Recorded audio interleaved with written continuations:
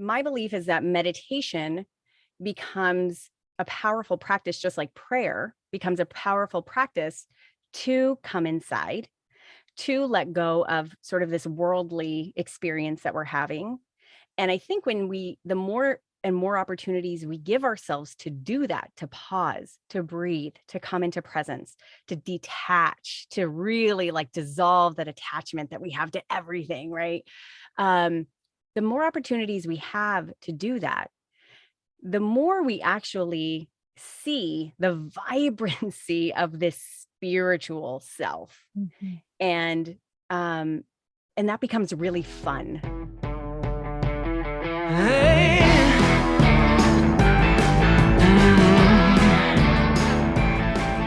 Katie, oh my gosh, this is so exciting. I've been waiting for this moment. How are you? Ella, I'm good, girl. How are you? I'm very, very excited too. Well, we were just chatting before we jumped on here, and I have to just congratulate you. This is insane. 100 million, right? Is Yeah. that correct? Yeah. Downloads for the Women's Meditation Network. How Yeah. does that feel? Does that feel surreal to you? It feels very surreal to me, actually. I would imagine you and I have similar personalities in that I'm like a go-getter, and like I'm just moving forward. Like it's about progress and change and moving and evolution.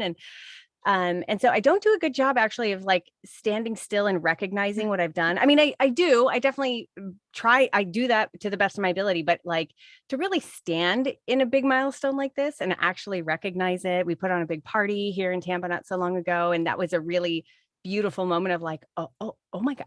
I created this. This is so cool. So it's very surreal and also incredibly humbling. I can only imagine. And I'm really bummed that we were talking about this too, that I wasn't able to make it because I was up at our farm sanctuary. But tell me, and let's give a shout out to Allison, first of all, for Yes, making this interview Allie. happen. Oh my gosh, Allie. love her. Yes. Yes. But tell us about that party and like what came up for you as you were celebrating and taking this pause to actually acknowledge, Yeah. what you've accomplished and how many lives you've touched. Yeah. It was really, full transparency. It was a very strategic marketing move for us to like have a party, to make sure we were inviting people, to make sure that we could have a really good excuse for general media to come and see and take notice of what we've done. And so it was a really wise thing for us to do, to see if we could get even more visibility and therefore spread the message even more. That's really what the purpose was. So really up until the 11th hour is just about like, okay, get everything done to get this party going, to get everything we need to get all the cool people there, and like make sure the media is coming and get the stories out. And it was at the 11th hour when I was actually sitting down to sort of write the talk that I would give, that I was reflecting on like, oh my gosh, this is how many people, like I have 18 people who are part of my team now. Oh my gosh, I have, this many women have been listening for this long. And, I always have in spurts, I get feedback from listeners quite like, and pretty regularly, but it comes in spurts too. So like I'll have like this season where I just get emailed a lot. And it just happened to be that season where I was just getting these emails about like, oh my God, I've been listening to you since you began. And I've been listening to your sleep meditations every night for 3 years. Mhm. So it was this really beautiful mix of kind of standing very humbly in that, like, wow, this is what was created from one idea in one moment, and my willingness to take action on that, and my willingness to do it very imperfectly and mess up along the way, but my willingness to really stay in line with the vision and with this kind of this dharma, this, like, I feel like I'm here for a reason, like I'm doing this for a reason, and the willingness to stick that out even in the tough times.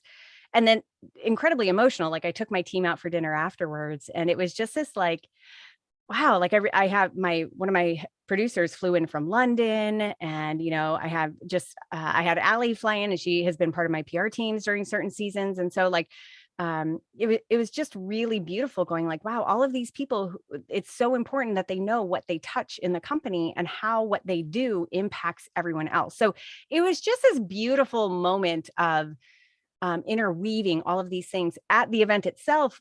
We are really lucky that we have a really strong local Tampa Bay, Florida, really podcasting community. And so a lot of people drove in from all over the area to really celebrate. And these are people who knew me in my past, when I started my first podcast in 2014. So that was like a full circle moment of like, wow. I even like to joke. There was one of them who, Glenn, who is a Horse Radio Network, who I had been very successful in my old podcast. And when I was starting this new podcast, when I was starting the Women's Meditation Network, he took me out to lunch and told me what a horrible idea it was and that it would never stick.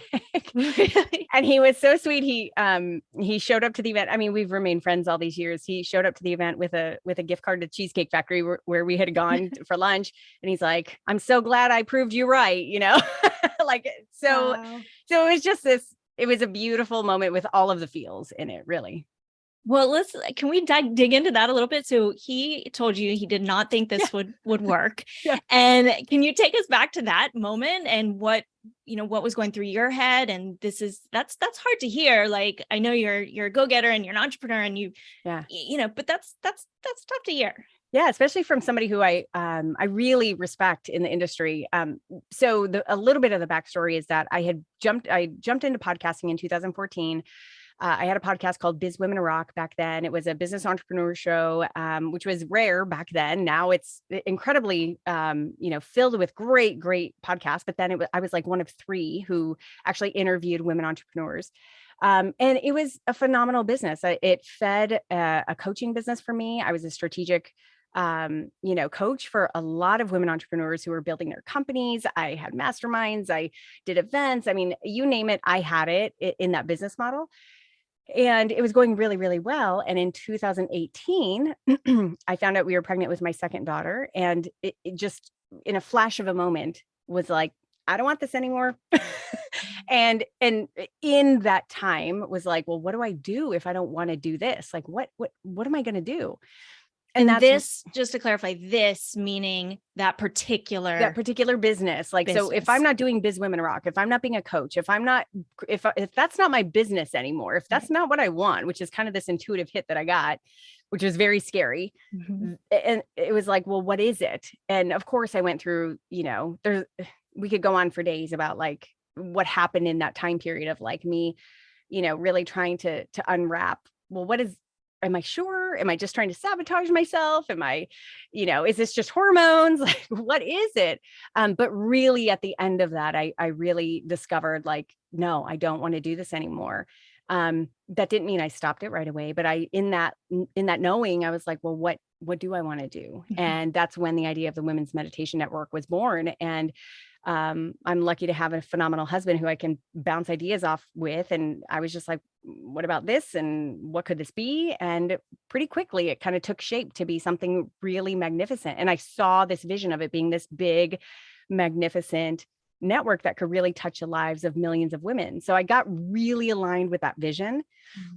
So fast forward a couple of months, when I had just launched my very first podcast for that, the Meditation for Women. And I'm now sitting down with Glenn, who, has a Horse Radio Network. It's a very successful podcast and business. He's been around the podcasting arena forever. And so, we're sitting and he's like, you have a good thing going here. What are you doing? Like, no one knows you for meditation. No one even knows you meditate. What are you doing?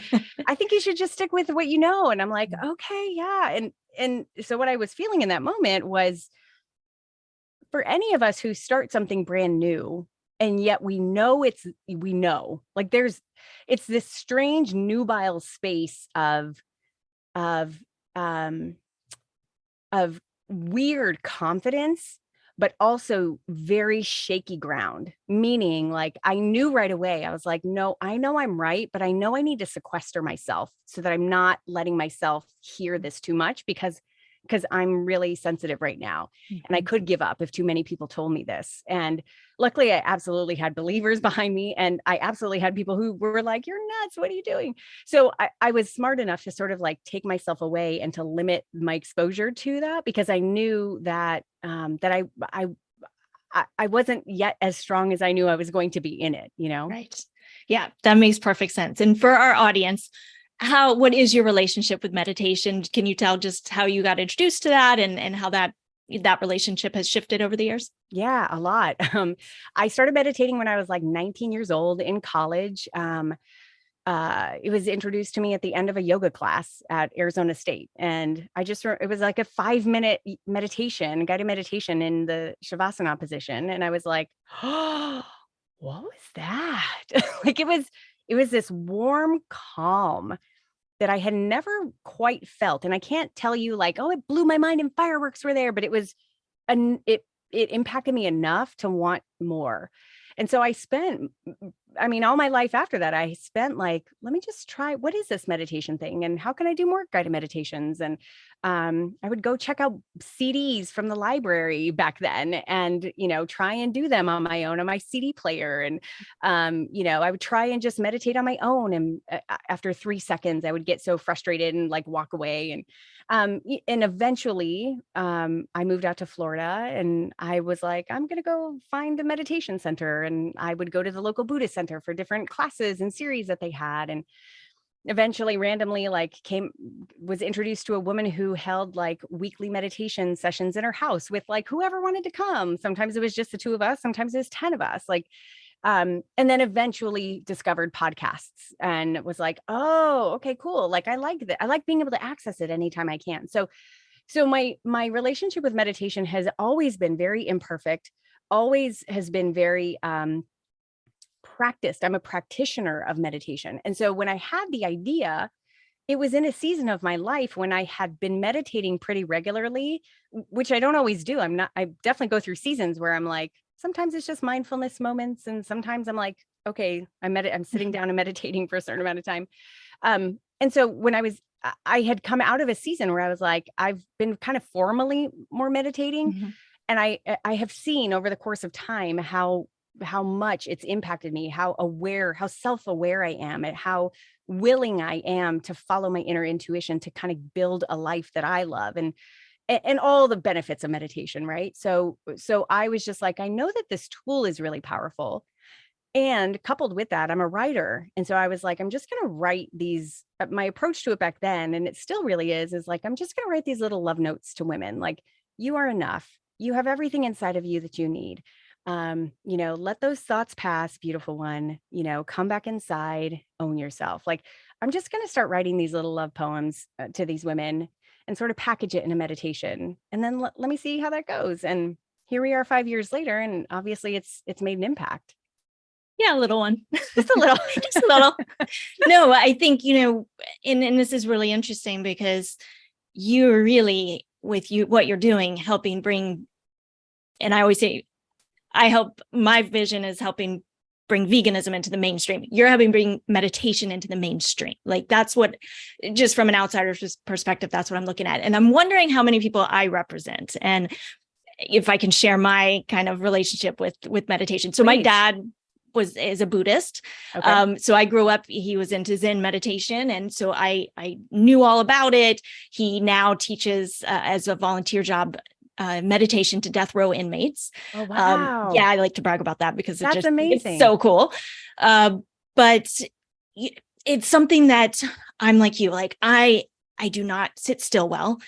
Yoga for me, Muay Thai and boxing, that was my thing. So when my body was breaking down in my mid-20s and I was like, I have to do yoga, it was the most painful thing. Like it hurt. Yes. Like it hurt to go so slow and it hurt to sit there and do nothing at the end. And it's still like to this day, I'm turning 43 in a few weeks and it's still really tough. And I have gotten to a place now, I love yoga and I can use that hour and I can disconnect from my stress. I can disconnect from everything. And I really do feel like I'm good at the moving meditation now, but the sitting still is still a real challenge and I know it's good for me and I put it in my programs and I help other people do it.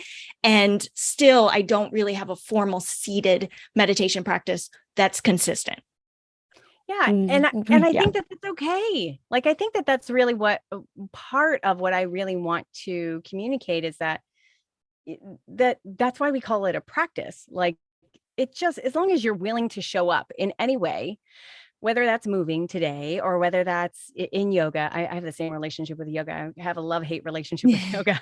Um, and or whether it's just a day where you're going to take 5 breaths before you get out of the car, like it doesn't really matter. What matters is that you just show up, like you're conscious of the fact that that it's helpful. It's helpful as a tool to bring you into presence. It's helpful for stuff way beyond that. And then you just try, in some seasons, at least for myself, like some seasons I'm super disciplined about it. And some seasons I'm absolutely not disciplined about it. And I think that that's what gets me so fired up about creating this, is because I feel like these poems, these meditations are incredibly approachable, so that anyone who has those thoughts of, I can't sit still, I don't do well with this meditation, whatever, I just can't do it. I hear that so much even now. And I feel like meditation is such a prevalent term. And I feel like it's very kind of in the mainstream, right? So, but even with that, I'm just like, I just want to make these very approachable and like these little like bites that you could take and like it so much. And I'm sure you approach veganism the same way, which is like, you don't have to go out and want to change the world and save all the animals, but if you just try, maybe meatless Mondays and just see how that feels. Like, let's see how your body feels. And like you start taking little nibbles of it. And the more nibbles you take of it, that you're like, wow, I can really see the impact. And meditation is tricky in the sense that, much like exercise, you don't see the immediate incredible benefit. Like you go and exercise for an hour, like you're not immediately like 12 times more ripped, and like you don't see that, right? You really only see the benefits of exercise. You feel good, don't get me wrong. Same with meditation. You feel good after you do that, but you really don't see the benefits until time after time after time again. And suddenly you realize, like, wow, I've created like a pretty intentional life. Like I realize that my life is pretty outside of the box and I'm really stinking happy. And I really don't care about what everyone else tells me to do. And I only, I've experienced this little by little over the years, in that, especially in this transition, this business transition I just discussed, I had an enormous amount of people kind of come out of the woodwork and say, that was so brave. How did you make that? How did you do that? You basically gave up a whole like revenue business and started something new that you had no right doing. And I'm like, it didn't seem brave to me, because of meditation, because of this intense self-awareness that I have gained through the tool of meditation throughout all these years, and many other tools, right? Journaling, exercise, so many other tools, but meditation is a huge one of those tools. And it's because I have this deep sense of self-awareness that I'm able to shift and change and adjust and completely pivot. And it doesn't feel like the world is completely spinning upside down. I just keep trusting one step at a time, until all of a sudden I look back and I'm like, oh shit, I just did that. Okay. Like kind of like this 100 million thing. Like, oh, okay, I just did that. Like, I don't know how I did that. I just kept moving forward and doing what felt right. Right. And because I have that sense of self-awareness, I can hear the guidance. I can trust that I'm supposed to take that next step that I hear. And, we're getting pretty ethereal, but like, it's all of that, right? I think that's the power of meditation. And that's why I'm so with anyone who will try it in any way. And that's, I think, why I want to deliver it in such an approachable way. Oh, and you do. And I love, okay, let's go the self-awareness route for a moment and connect that with consciousness. I've gone down the quantum rabbit hole the last few years, and all of this, and getting to that place where we're able to, connect with or disconnect from who we think we are and give ourselves lots of curiosity, be able to approach ourselves with curiosity, approach the world with curiosity. I'm curious what your kind of take is on meditation versus and spirituality. Yeah. And and like, yoga is now like pretty much mainstream. All these things are getting mainstream. And then I'm going to take it to the vegan thing in a few. But first, I want to hear your thoughts on the relationship between meditation and spirituality. And if you try to kind of separate those in a sense to be more inclusive, or how do you go about that? Yeah. It's a good question. So just to give you a little bit of a backdrop, I grew up very Catholic, very lovingly Catholic. I didn't grow up the fear God's going to hate you if you don't, do X, Y, Z. I didn't grow up that way. I grew up very loving Catholic, but like very Catholic. Definitely got away from the Catholic Church in my college years because I was a questioner. I was like, well, how come about this? And how come about this? And why don't we do that? And that is what made me go and explore other religions and found my mom used to call it my buffet style religion. And she's like, you can't just have your own buffet style religion. I'm like, why not? Like, why not? Why can't I just take the best of what really resonates with me with all of these religions? Anyway, I say that because my belief about the relationship between spirituality, and I'm mentioning religion not because I believe it's spirituality. I'm mentioning that because it sort of paints a backdrop to why I believe this. Sure. My belief is that meditation becomes a powerful practice, just like prayer becomes a powerful practice to come inside, to let go of sort of this worldly experience that we're having. And I think when the more and more opportunities we give ourselves to do that, to pause, to breathe, to come into presence, to detach, to really like dissolve that attachment that we have to everything, right? The more opportunities we have to do that, the more we actually see the vibrancy of this spiritual self. And that becomes really fun and exciting, right? Like it's really fun and exciting. You start getting into the idea of manifesting, right? And the idea of actually creating your own universe, and the idea of like your thoughts create things, and the idea that, what you think now will, what you're seeing now is what you were thinking before. So if you want to change what you're thinking, what you see later, let's start thinking this way now. And so much more than that. You start seeing that really we're all connected. And I think that this is actually the beating heart of why I love this, is because, and this will wrap right into veganism, you start seeing really quickly when you get that you are a spiritual being, you see that we are all spiritual beings. We are all interconnected, humans, animals, plants, everything, the universe, everything. And so that gives you, for me, what it has flooded me with an enormous amount of empathy, so that I'm really conscious about how I'm walking through this world. And I don't do it perfectly, but I'm really conscious about how I'm walking through this world. I'm conscious with the food that I'm eating and how that food is coming to my table. I'm conscious about how, even the people who are really like just trigger the hell out of me, how, like, who they are and what has brought them to this space. And I'm trying my best to see them as these beautiful spiritual beings, right, in their own journeys, on their own paths. And same with being a mom and raising my girls, and like, how am I doing that in a way that that honors their spiritual being and their spiritual path here. I don't want little mini me's. I'm not here to tell them how to live their life. I'm here to help them, guide them along their own journey, right? So it's everything to me, that relationship between meditation as one powerful tool to discover and really unveil the depths of our spiritual selves. That was so beautifully put. And one way I often like to say is like, you get to a place where you kind of feel like you're playing life like a game. Like it's kind of a game, like you're in it, but it's not really you. So I love how you said that. And I think you're right. It does flow right into this ability to connect with. I think it's a connection thing. Like you said, when we're talking about veganism, and we don't even have to use that word, but just respect for all living beings and removing ourselves from the hardwired programming, like meditation. There's no better way to be able to remove yourself from that and create. Yeah. Right. Yeah. Wow. Yeah, it's really, I've had a lot of discussion lately with a friend of like this idea of mindfulness, right? Like clearing the mind, like using the action of mindfulness, becoming aware of your thoughts in order to then like kind of clear the space, and using the action and the practice of meditation to actually do that. Like, let me clear the Mhm. space Yeah. so that I can sort of create from nothingness.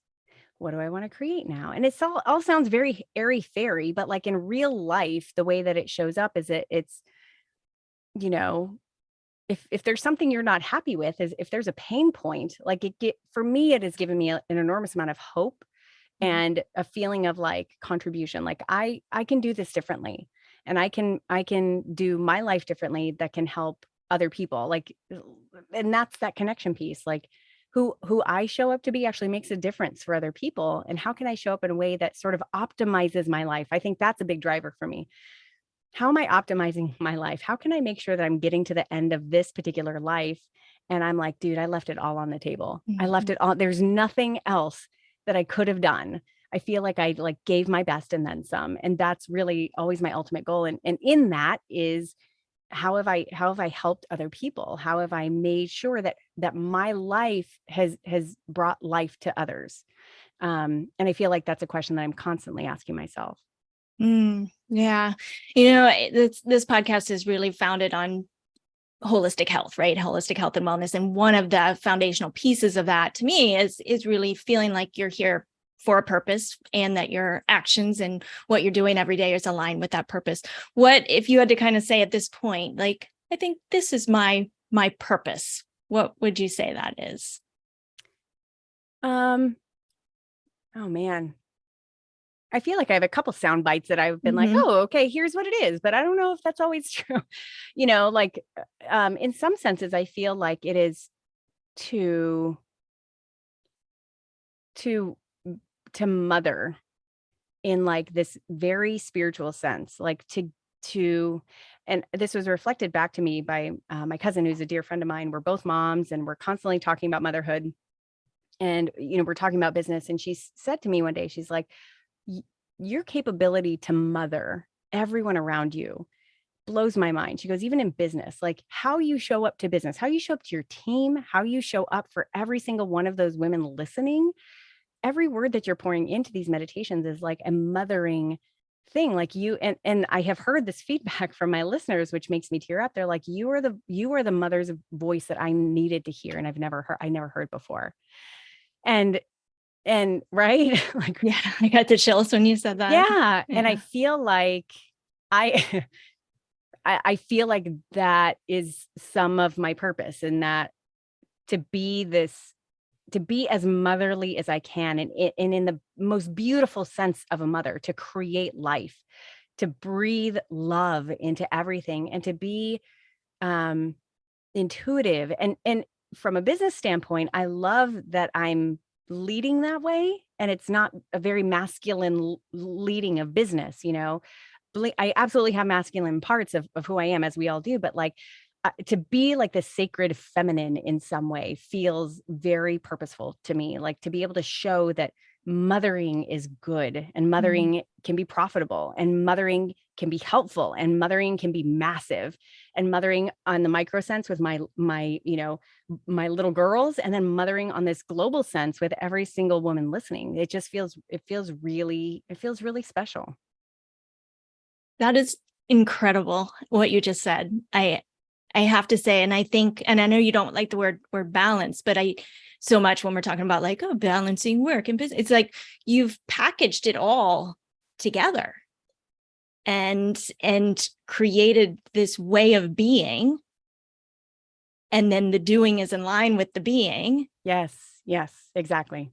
is what I'm hearing. Yeah, And yeah. that's just incredible. I don't think I've said those words out loud until right now. I don't think that that's like come to fruition until right now.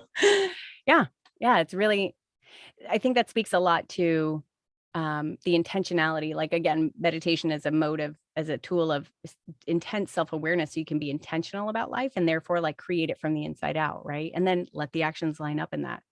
Mm. And your voice, it really is true. I was just listening yesterday to, oh, I forgot which meditation it was, but your voice is so soothing, and I completely can relate to that person saying that about it feeling like the voice they needed, being cared for, and just the sense of unconditional love, like it comes through. No, thank you. Thank Yeah. you. I'm glad. That's my hope. Yeah. It's insane. So how do you structure? Like, can we talk for a little bit? Because I'm in the middle of kind of relaunching some things, and I don't even have children. I have my Chihuahua. But, how the overwhelm thing, I think, a lot of women that I work with in my coaching programs, like this sense of overwhelm in the world today. In part, I think, just the fast pace and the social media, and like, there's just so much going on all the time. Yeah. Can you talk a little bit about how you manage on these boundaries that you put up, and the clarity that you seem to have about your priorities and how you manage that? Yeah, absolutely. Absolutely. I want to give voice to it does feel like that. It feels very loud, very overwhelming. What's out here, right? And I don't know why or how I have this clarity, but as soon as I had this idea of the Women's Meditation Network, I was clear on a couple things. And one of them was, I want a business that gives me time freedom, because my value is my kids, my family, and the love that I want to pour in. They were young. I mean, I was pregnant with one and I had a 2.5-year-old when this business started. Right. So I was like, and they're 4 and 7. I'm still in the thick of young littles mothering. So I knew I wanted time freedom that would allow me to do whatever I wanted. And I didn't have that with the other business. I had to have my butt in the seat doing coaching calls in order to bring money in. Right. And so I say that because I think, knowing that from the get-go, I knew that if my family was my top priority, and my sense of self, my own health, my own wellness, mental, physical, spiritual, is my own priority. My relationship with my husband is a priority. Like everything, like if all those things that are all of our priorities, we all really have all these priorities, right? If those are my priorities, they have to show up on my calendar as my priorities. Like, I can't say my kids are my priorities, but I'm working 12-hour days and I can never go drop them off or pick them up. Like, that's not in line. Right. So I think I just, little by little, and this is throughout really my business life, but like I've become very good at prioritization. And that's kind of on one side of the coin, is that I'm constantly aware what's a priority. Every single week I write down, like, okay, this week's priorities. And it's just like, here's the big things that I need to get done for the week. And then every day I'm sort of like doing my tasks, right? But I'm always having my eyeballs on those priorities, so that the days can kind of go sideways, and that's okay. But I know, like, here's what I kind of need to get done by the week. So that's one thing. The other side of that coin, though, is that I have become a really good student of energy management, not time management, energy management. Meaning, I am very aware. I do a lot of batch work. So I'm very aware that when I'm sitting down to write a meditation, I'm in the energy of writing meditation. So I should probably, instead of just writing one, I should probably write like 20. Like, how many can I get done right now? Right. Oh my gosh. Can you write 20 meditations in one girl. day? So depending on which one it is. Yes, girl. I was at it. You want to, I'll speak very openly about burnout and overwhelm, because I'm going to tell you all the pretty stuff, and then I'm going to tell you what it looks like in real life. Yes, please. So, but for energy management, yes, I batch stuff. When I sit down to record, I will, record, yes, like 10 to 20 meditations at a time. Like, so that, and I will make it on my calendar so that I know that my energy is going to be ideal for those things. So I don't have to think about the other 20 things that I quote unquote should be doing or on my task list, because they have another part on another day. So that's the pretty part about the structure that I have. So I do say no. I say no to a lot of things. I have very big boundaries with social media that I've sort of just started creeping back into. For a long time, I did not start this business with social media. Like, I was like, I know I don't have the energy for it. I'm not going to do it. I'm pregnant. I'm, very shortly after I started the business, I had my second baby. So I was like, yeah, no, I have no desire to like be on every day. That's not going to be me. So it's only been recently that I have started to build up like a social media presence again. And that's because I'm ready for it. So that's one thing. But, to be real about it, it's not easy. And last year I was getting, as the company was growing and as I was launching new shows, we now have 14 podcasts. Okay. Right. Yeah. So last year was a big growth year, and it was a big growth year with me doing most of it. So, there was a point at which I was writing 100 meditation scripts a month, and voicing them. So so that was a lot. So I was like simultaneously drowning and also knowing that I needed to hire and trying to hire, but there's a hiring process and I'm trying to find the right people. So I was in regular burnout every single month. I burnt out, and every single month I was in tears, and every single month I would be like, oh my God, like I'd be a stress ball the week before everything was due. And then like the week it was due, I would just get into freaking action and just like, get it done. I'm not sleeping. Let's get it done.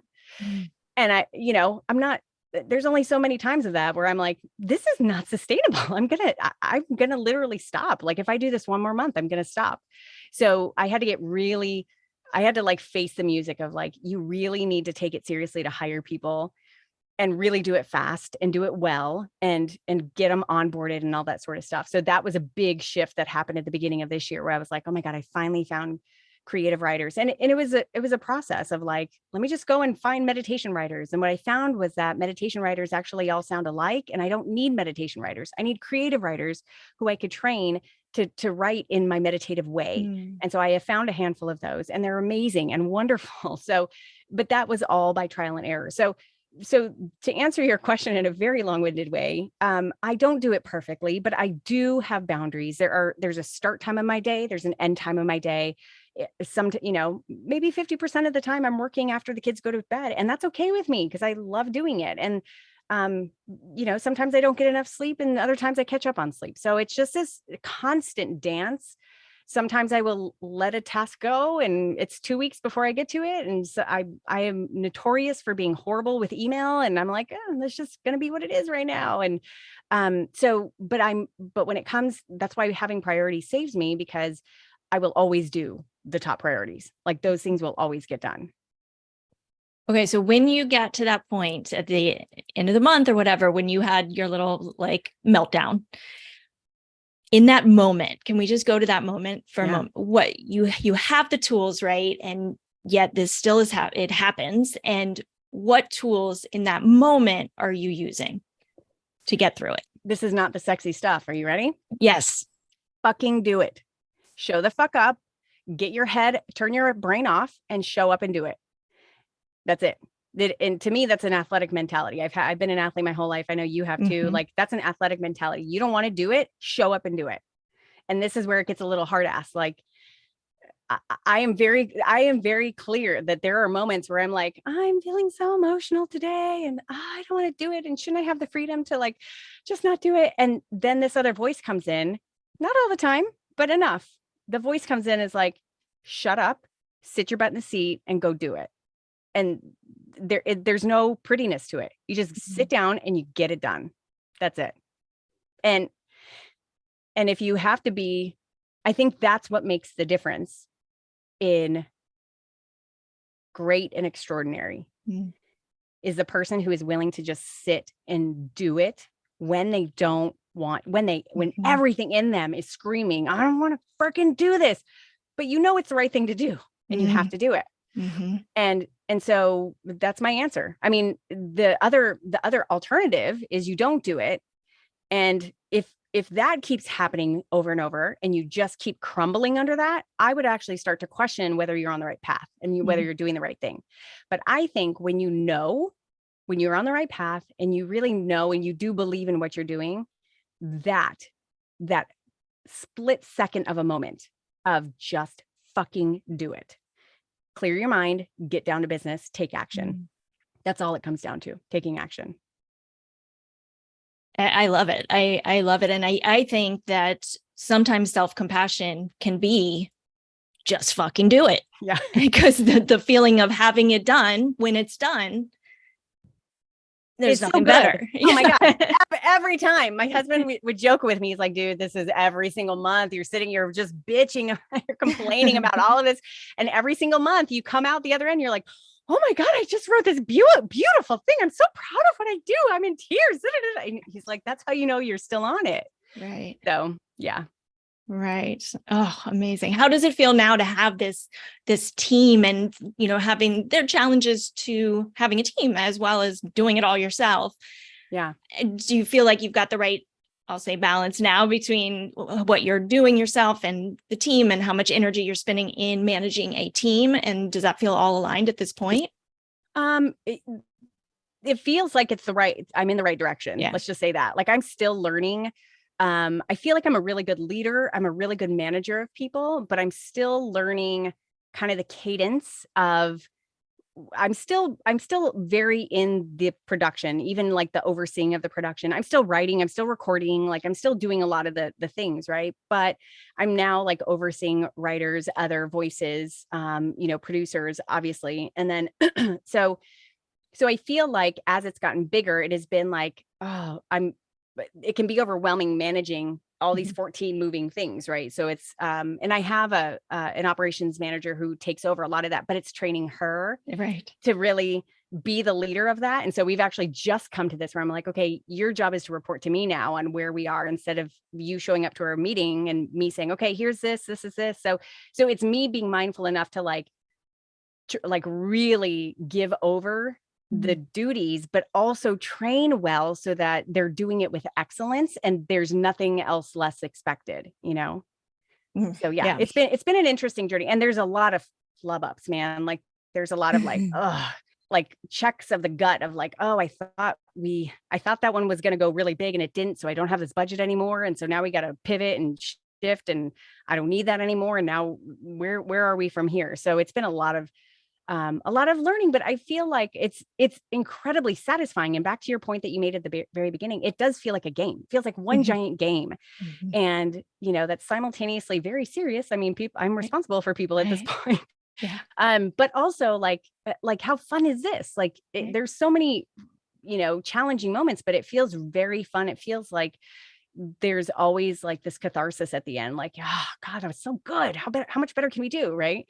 Well, how much better can you do? What's next? What do you have on your horizon? What are you thinking about? Yeah. What are your dreams? What's going on now in your head? Yeah.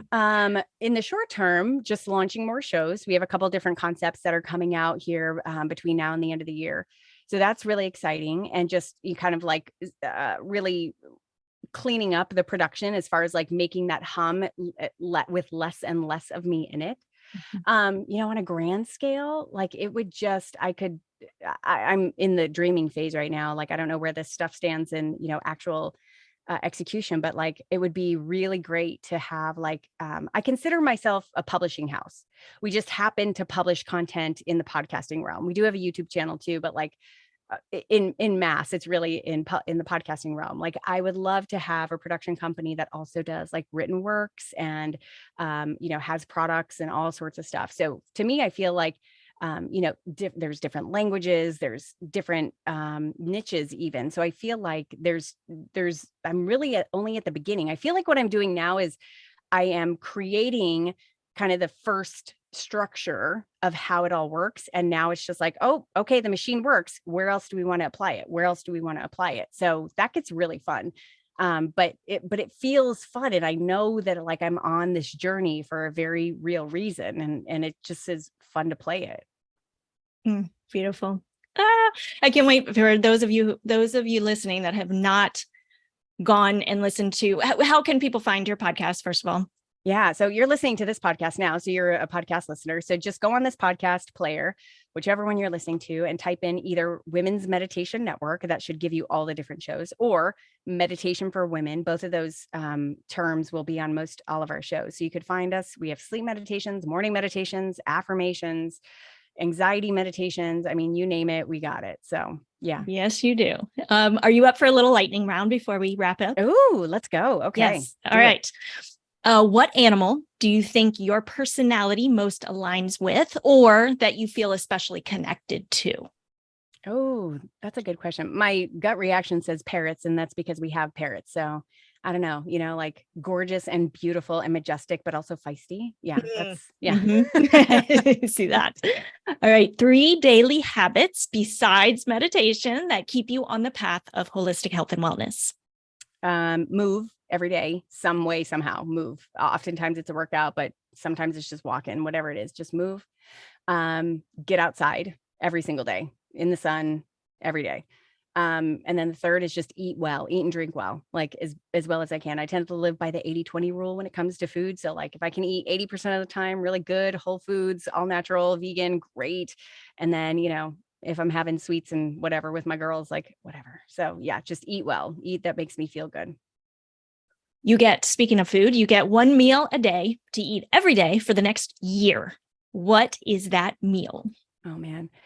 I don't think I can ever get enough of good Mexican food. I'm from the South, or Southwest. I'm from Arizona. So like good, I'm talking like, refried beans. All vegan. I've of course veganized all this. So like, the refried beans, the guacamole, the salsas, the peppers, all of it. Yeah. And a margarita? Yeah, definitely that's included. Okay. And do you like how do you like your margarita? And do you like it on the rocks with salt? Do you like it spicy? What's your...